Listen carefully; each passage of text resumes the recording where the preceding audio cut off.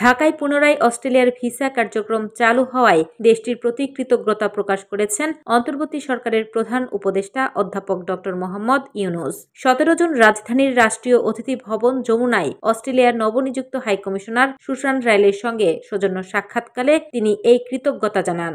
Susan Ryle প্রধান উপদেষ্টাকে অবহিত করেন, ভিসা আবেদন এখন অনলাইনে জমা দেওয়া যাবে। তিনি আরও জানান, বর্তমানে অস্ট্রেলিয়ায় ৬৫,০০০-এর বেশি বাংলাদেশি বসবাস করছেন।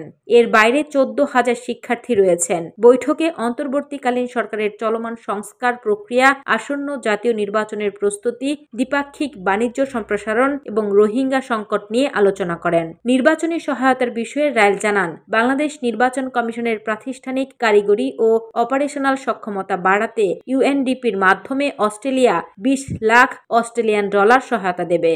বাণিজ্য ও অর্থনৈতিক সম্পর্কের বিষয়ে রাইল বলেন, আমাদের দ্বিপক্ষীয় বাণিজ্য ৫ বিলিয়ন অস্ট্রেলিয়ান ডলারে পৌঁছেছে, যা গত ৫ বছরের বার্ষিক গড়ে ১৬.২% হারে বাড়ছে। হাইকমিশনার রাইল অস্ট্রেলিয়ায় বাংলাদেশি শিক্ষার্থী এবং প্রবাসীদের অবদানের কথাও তুলে ধরেন। তিনি আরও বলেন, অস্ট্রেলিয়ায় অ্যাওয়ার্ডস ৩,০০০-এরও বেশি বাংলাদেশি অ্যালামনাইদের একটি নেটওয়ার্ক তৈরি করেছে, যারা বাংলাদেশের অগ্রগতিতে গুরুত্বপূর্ণ অবদান রাখছে। জবাবে প্রফেসর ইউনূস বাংলাদেশি শিক্ষার্থীদের জন্য প্রদত্ত বৃত্তির সংখ্যা বাড়াতে অস্ট্রেলিয়াকে উৎসাহিত করার আহ্বান জানান।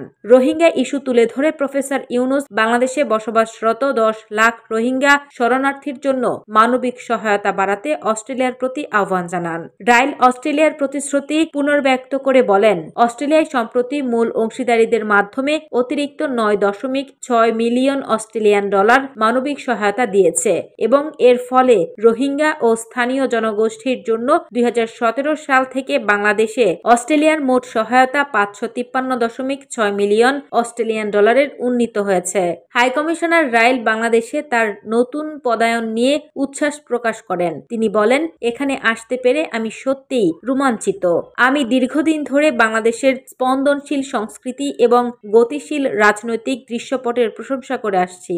বৈঠকে সিনিয়র সচিব ও এসজিডি সমন্বয়ক লামিয়া মোর্শেদ এবং বাংলাদেশের পররাষ্ট্র মন্ত্রণালয়ের পূর্ব এশিয়া ও প্রশান্ত মহাসাগরীয় অনুবিভাগের মহাপরিচালক মোহাম্মদ নূরে আলম উপস্থিত ছিলেন।